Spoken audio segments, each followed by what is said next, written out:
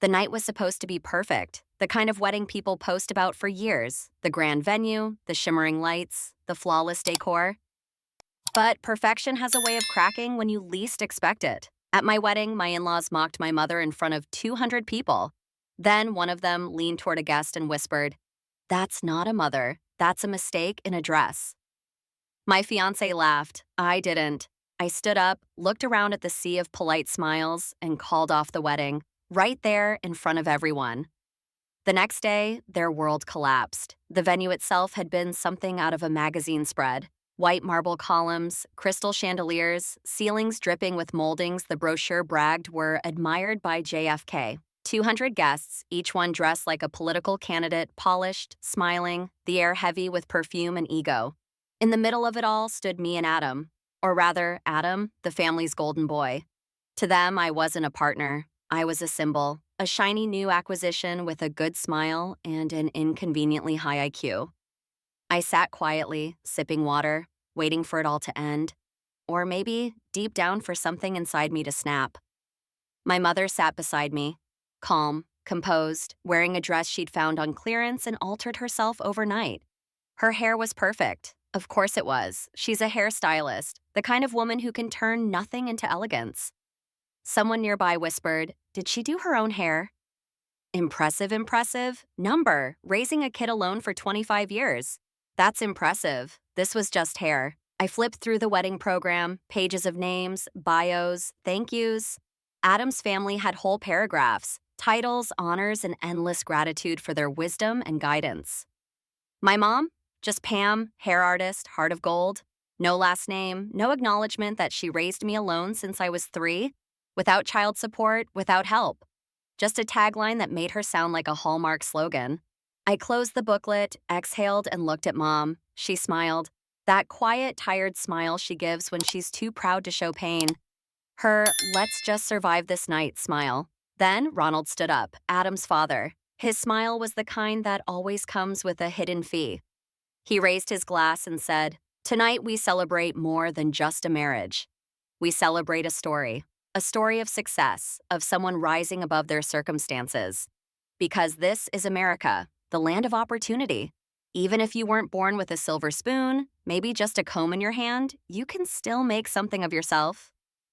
Polite laughter, controlled, rehearsed. I saw Mom's fork twitch.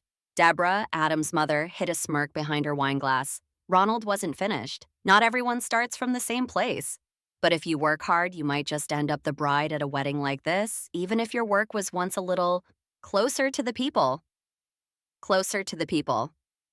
The words burned. My stomach turned. My mother's life, reduced to a campaign quote. He sat down to the sound of clinking glasses. Someone murmured, "Well said." Another toasted, "To America, trailers to penthouses." Then Deborah stood, smiling sweetly, her voice dipped in honey but carrying venom underneath. "Monica is proof that talent transcends geography," she said. "I've always admired people who take from life not what they're given, but what they've earned, especially when no one ever taught them how." Smile, sip, pause. "I'm sure much of that comes from her mother," Deborah added, locking eyes with mine. "The ability to see beauty in simplicity, to stay connected to ordinary people. That gift doesn't come from diplomas. It's something innate. Golden hands, some might say Mom set her fork down. Calmly. That was her signal. Stay seated. Don't shatter a glass. Don't give them the satisfaction." My face burned. I wanted to scream, to throw something, but I stayed quiet, because we don't make scenes. Not in public. During dessert, I overheard one of Adam's cousins whisper, "Is it true Monica's mom isn't even a licensed stylist? Like she just learned on her own? That's wild. Our gardener plays piano by ear too petty, mean, expected." But then came the sentence that broke it all. I was passing by when I heard Deborah laugh softly to another guest. Monica looked stunning. Couture bride, for sure. Her mother, though, I honestly thought she was someone's +1. That's not a mother. That's a mistake in a dress. Laughter followed. Quiet, sharp, cruel. I froze. Deborah met my eyes and didn't even blink. Adam laughed. "Mom, careful," he said, smirking. Someone might actually get offended. That was it. I remembered him telling me once, "If the world ever falls apart, I'll stay. I'll protect you. I'm your fortress." And now, My fortress was laughing. I walked straight to my mother. Let's go, I said. Adam rushed after me. Monica, wait. They're joking. That's just their style. They love you. Their style? I repeated, humiliating my mom with champagne in hand. That's a style now? You're overreacting. It's our day. Don't ruin it. I'm not ruining it, I said. I'm ending it. Mom grabbed my wrist. Honey, please. We can take it. It's just one night, I shook my head. No, Mom. We don't have to take anything. Not anymore, I turned to the room. The quartet went silent. Every head turned. Thank you, I said, voice steady, for the evening and for reminding me exactly who I never want to become. And we walked out. No tears, no yelling, just silence. The kind that says everything. The whispers started before we reached the door. Is she serious? She ruined her own wedding. Wrong, I had just saved my own life. The diner was open 24 hours, the same one we'd gone to after long days when money was tight and laughter was the only thing that didn't cost extra. It was nearly empty now. A woman in earbuds by the window, an older waitress who recognized us but politely looked away. Mom slid into our usual booth by the wall. I set down her tea and sat across from her with black coffee. She looked at me over her glasses. We don't have to hide, honey, she said softly. I met her eyes. We're not hiding. We're just back at the start. This place had seen everything. I'd sketched my first architecture project here. Mom had once dried my rain-soaked hair with diner napkins. We'd once shared a single slice of cake because we had $6.12 between us. It was here, in this cracked booth with sticky menus and flickering lights, that I first believed I could change the world. Or at least buy my mom a lunch without watching the clock. We didn't talk much. The silence felt safe. Mom wasn't one for drama. She never called her struggles sacrifices, just life.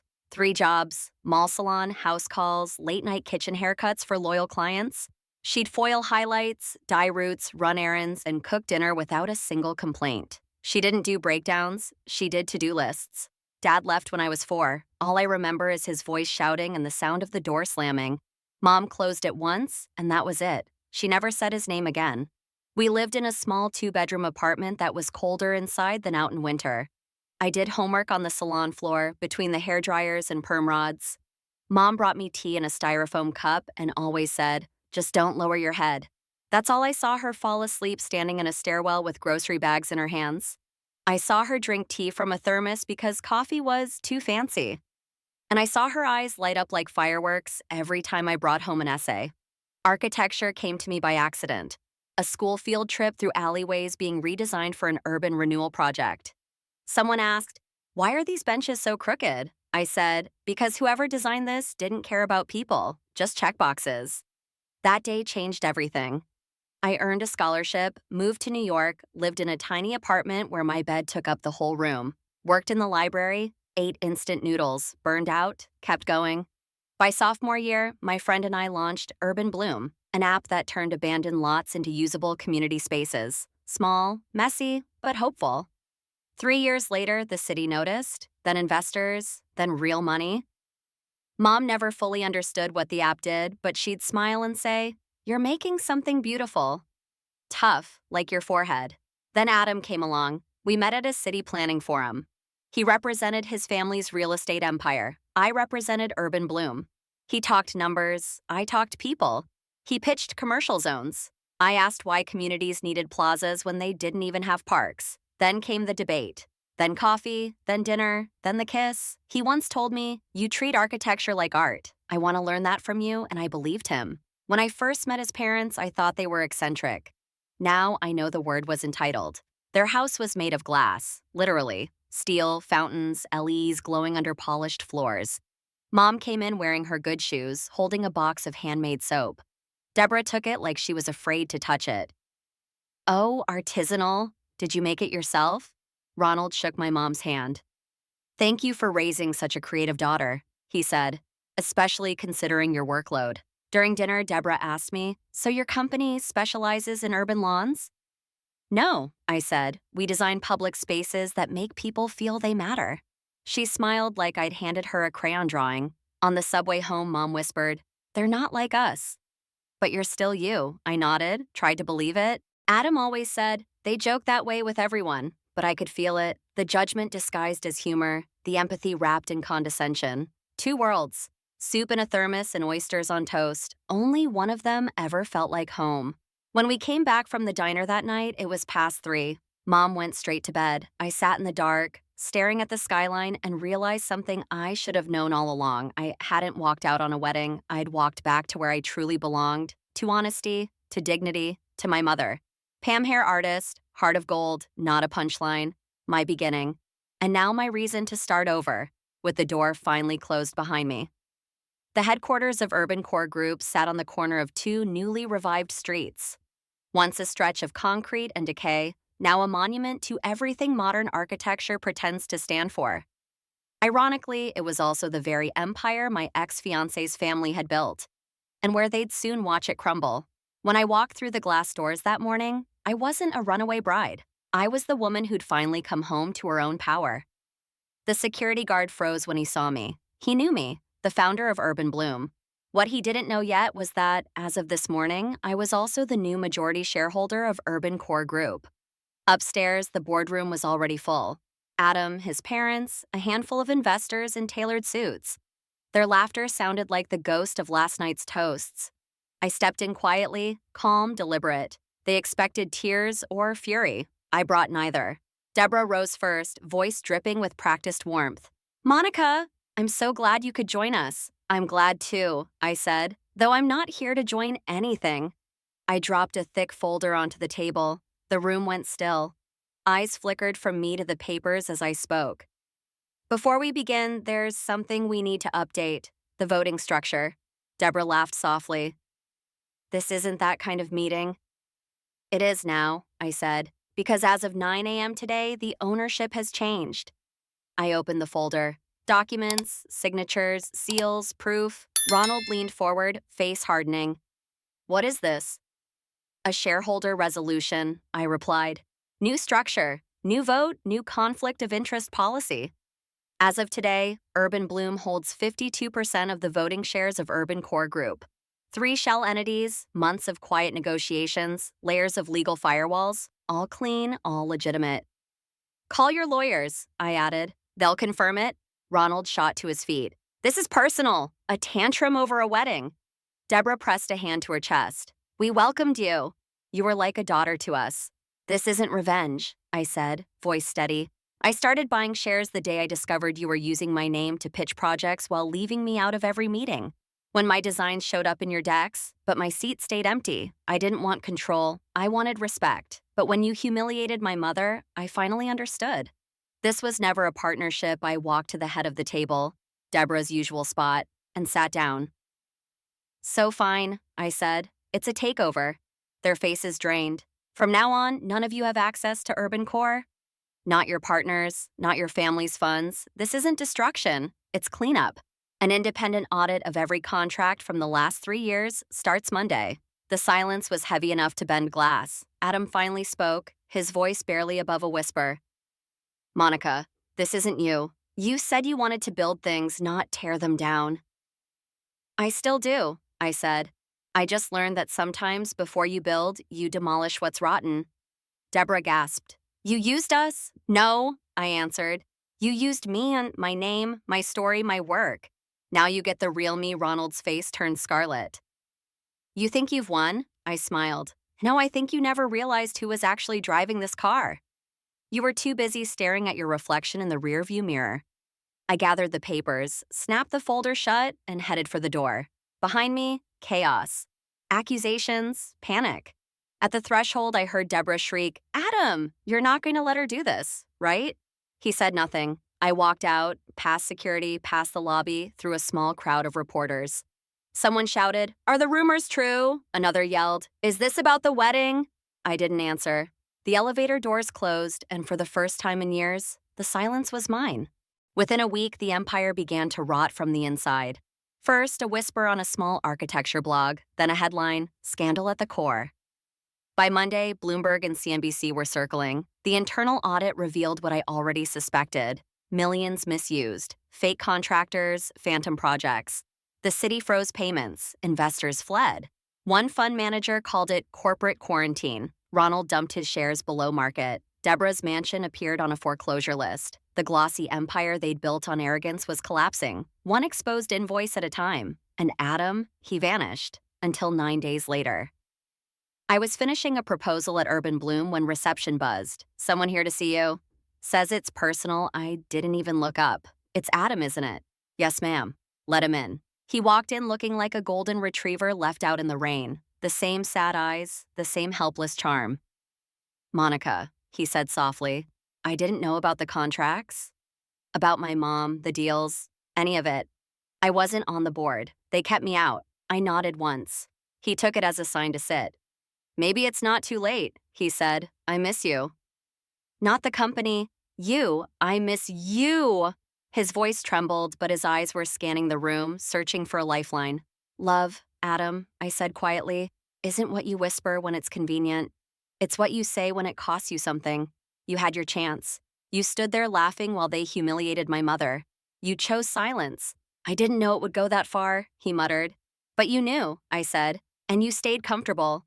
Now I'm choosing too." I tapped my trackpad, sending an email. "The city's dropped Urban Core from its vendor list," I added. "And so have I." He froze, waiting for some sign of softness. "You laughed," I said quietly. "At me, at her, at everything that made me who I am. Maybe this wasn't a breakup. Maybe there had never been a real relationship. Just a script I wrote and he forgot to audition for." He opened his mouth, closed it again. "I used to think I misjudged you," I said. "Now I think I misjudged myself. You didn't want a partner. You wanted a prop. I still love you," he whispered. "No," I said. "That's not love." "Goodbye, Adam." He left without another word, stepping into a hallway full of cameras. Reporters shouted questions. He kept walking. 2 weeks later, Urban Core was officially blacklisted. 2 board members fled the country. Their family name, once a brand, became a cautionary tale. And me? I turned the fallout into something new.